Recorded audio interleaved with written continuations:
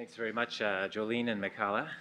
Thanks for a chance to share at what looks like a really wonderful event. Just the sample of what I've heard in the afternoon has been just wonderful, a lot of wonderful presentations.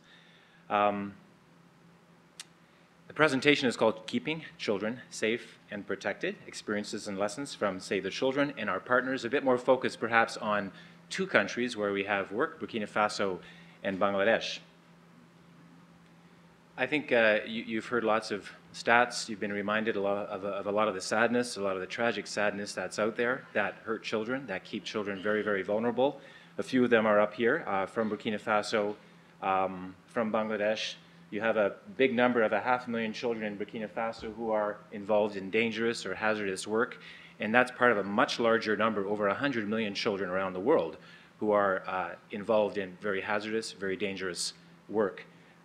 A lot of children from Burkina Faso, they move from, move is perhaps not the right word, they are migrated, they are trafficked to neighboring countries to work in cocoa plantations. 70,000 children estimated to be in Côte d'Ivoire, but that is part of a much larger group of children who are working in Côte d'Ivoire, in Ghana, on cocoa plantations, but even working is a hard term. They're working long hours, they're working 14-hour days. Testimonies that I've heard from kids who've returned from 6 or 8 years in cocoa plantations in Côte d'Ivoire or Ghana, where so much of our cocoa comes from, has just shown the tragedy that they've had to live with as children who've been trafficked out and have not been able to leave easily from where they were on these cocoa plantations. A few other stats are there. Just the bottom point there as well, there was a kind of a landscape analysis of our work in Bangladesh, just to look at programming that Save the Children does in Bangladesh, and some of the definitions that came out that reference slavery, denial of personhood and agency, social alienation, and non-belongingness, fundamental dimensions of the slave status. As I begin, I just want to acknowledge, though, Save the Children, as the introduction had said as well, we're a rights-based organization, and we're not using so much the slavery discourse. So it's interesting being here for the day and listening and being reminded that that may be something that we need to incorporate much more strongly in our work, in our literature, how we share out the work that we do, and the realities that we understand for children.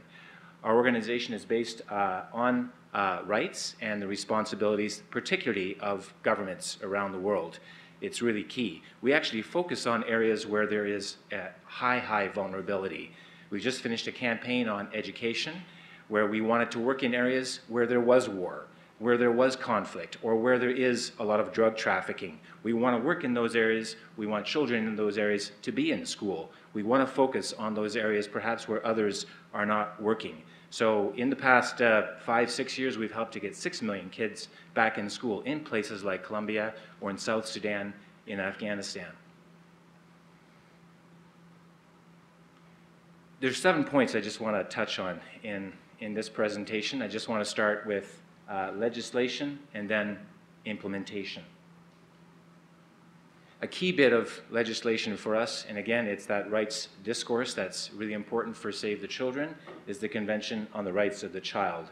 And just to read one of the articles on that very important convention, a convention that's been signed by every country around the world except for 2, Somalia, and we're not quite sure who would even sign for Somalia, but also the United States. They have not signed the convention. They're not that comfortable with the rights discourse. But Canada has, Burkina Faso has, Bangladesh has, and every other country in the world has signed this convention, which reads that we recognize the child's right to be protected from economic exploitation and from performing any work that is likely to be hazardous or to interfere with the child's education or to be harmful to the child's health or physical, mental, spiritual, moral, or social development.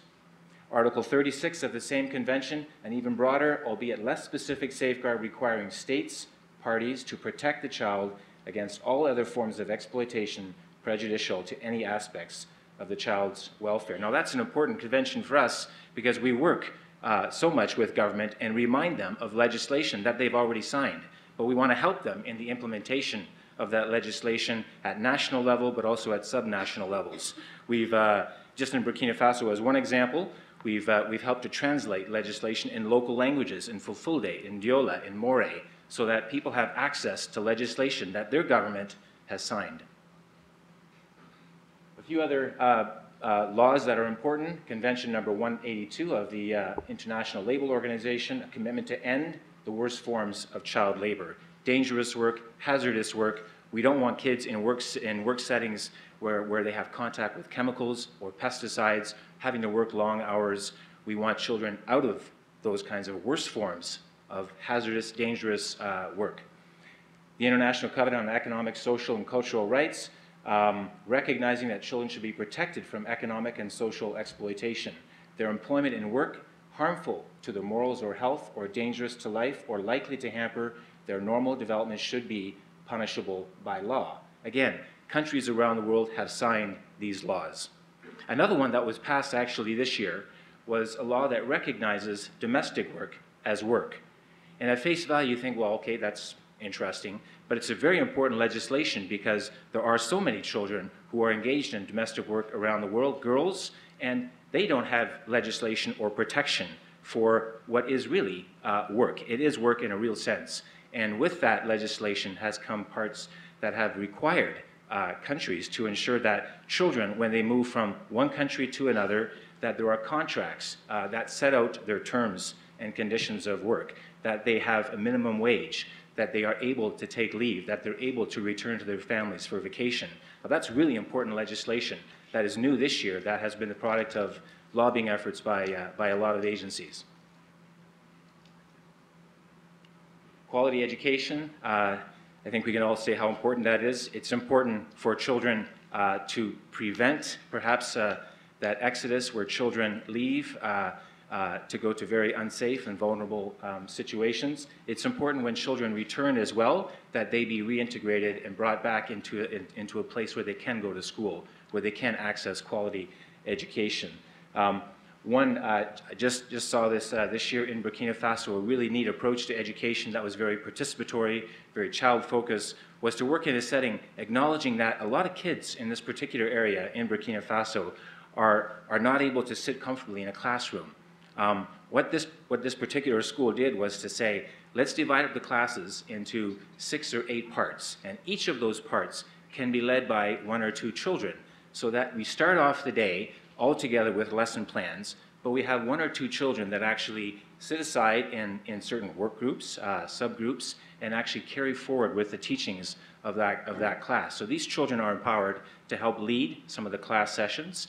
The teachers can wander around and help out those smaller groups, but it allows for a much better quality education that we've seen through our own evaluations. The methodology tous pour un pour tous, so all for one for all, is one that we're trying to replicate as part of our investment in quality education. This little boy here, Moussa, he's actually named as the Prime Minister of the Student Council in the area in southeast Burkina Faso that we visited. Safety, health, and rights, all very, very important.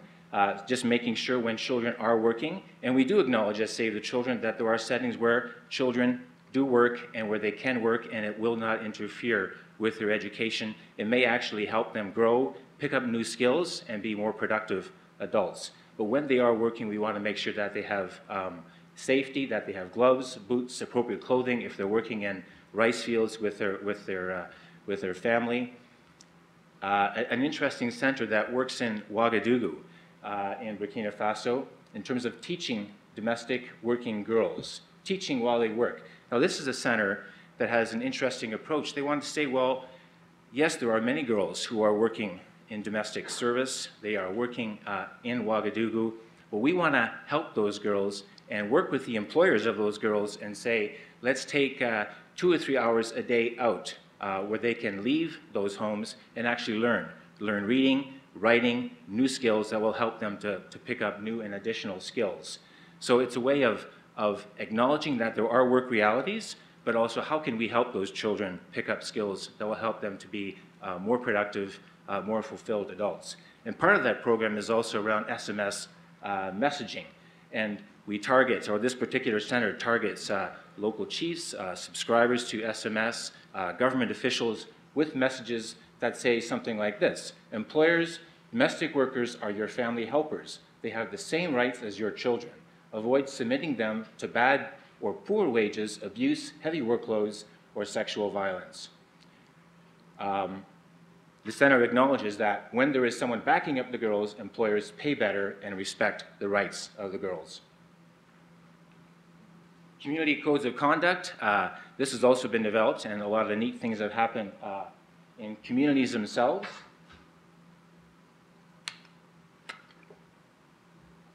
Developing codes of conduct that really work for them. Again, taking legislation that's out there and making it work for their particular community. One community in Burkina Faso, I'll just read through a few of the articles that they've written in their local language. Cotton growing is very important for the local economy of this particular village, Subaka.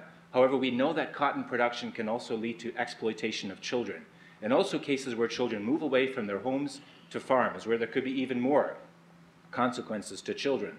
So they write out these articles themselves in local languages, such as Article 6. While it may happen that children under 16 may help with farm work, it cannot interfere with their schooling or their health. Article 9, children are not to spread or even touch chemicals that we may use in our fields, such as pesticides, herbicides, or fungicides. So they write these codes of conduct themselves, and it helps to get out the message that their children are important. Local associations, local organizations, associations, media, working with movements for working children, supporting the movement's priority rights, the right to be respected, to work in a safe environment, to light and limited work. We work with border associations, truck driver associations, retailer associations, all with the intent of watching the movements of children and ensuring that children, the risks of children being trafficked are minimized. So on the borders of, say, Mali or Mali with Burkina Faso, Cote d'Ivoire with Burkina Faso, how can we best minimize the risk of children being trafficked out? And our best way of doing that is working with local associations who know the context, who know the people, and who are able to prevent children from being moved across without their will. The private sector and supply chains, there's a few comments to make here. The private sector is growing so much in so many countries of Africa. We see growth of 5, 7, 10% in so many countries. Burkina Faso being a country where the growth rate has been anywhere from 5 to 10% over the past 10 years. The cotton sector especially has grown, but we've also seen as the cotton sector has grown, as world demand for cotton has grown and the prices have grown, it does increase the vulnerability for children to trafficking. In cocoa, we've done a lot of work historically on the cocoa supply chain, and we're supporting third-party audits to ensure that companies who are sourcing cocoa from West Africa do go through audits, do go through independent verification, disclosing their efforts to eradicate abuses to children, to minimize risks and vulnerabilities on children. An approach in Bangladesh that has been well evaluated, done very good work, again acknowledging that there is a work reality for children. A work-to-learn approach has promoted responsible partnerships with the private sector. It's an approach where we've developed strategies to close skill gaps through technical, vocational training, mentorships, apprenticeships, coursework, investing in youth skill formation, improving work conditions. So again, working with certain companies who are interested, who want to improve their, in a sense, economic position. They want to grow their company, but they also want to invest back in their community and take care of families, and find opportunities in which young people who may be involved in work can actually pick up new skills. And then very last, reinsertion, case management. Again, when children do return to communities after being trafficked, after spending years in cocoa fields, say in Cote d'Ivoire, after being away in domestic servitude, coming back to their communities, how can we best help them? Again, say the children works with partners to promote things like vocational training, computer training, assistance with school fees, youth centers, better community fostering of children. And then case management itself as well. So a key point at the end is to say we want to support national child protection services. So going back to the importance of legislation that I had mentioned at the very beginning, So as we support children who are returned to communities, who come back from very difficult, tragic situations, we don't want to set up parallel case management procedures. We want to work with national and subnational protection systems, build the capacity of government staff in case management, work with social workers, work with government to enact ratified legislation at local levels, train social workers to identify trauma, how best to reintegrate children, how best to manage data that needs to be collected as we're working with children. So, and working with an array of associations, child protection agencies, schools, other humanitarian agencies, law enforcement agencies in a given community. And my time is up, so just a couple of charts also to show how important it is to collect data on children as they are being supported when they are returned to communities. Some concluding comments. As I mentioned, there is a lot of growth in places like Burkina Faso or Bangladesh and many other developing countries, but accelerated growth will not successfully bring down poverty without acknowledging the economic activities of children, their best interests, their learning and development. We still see in countries where there is a lot of growth that children are still very poor. The rate of poverty does not increase. We even see that in Toronto. If the Vital Signs report, I'm not sure if some of you have seen that, but in the Vital Signs report, a lot of growth, a lot of good things, but poverty level for children is still very high and increasing. Numbers of children who are poor in Toronto are still increasing.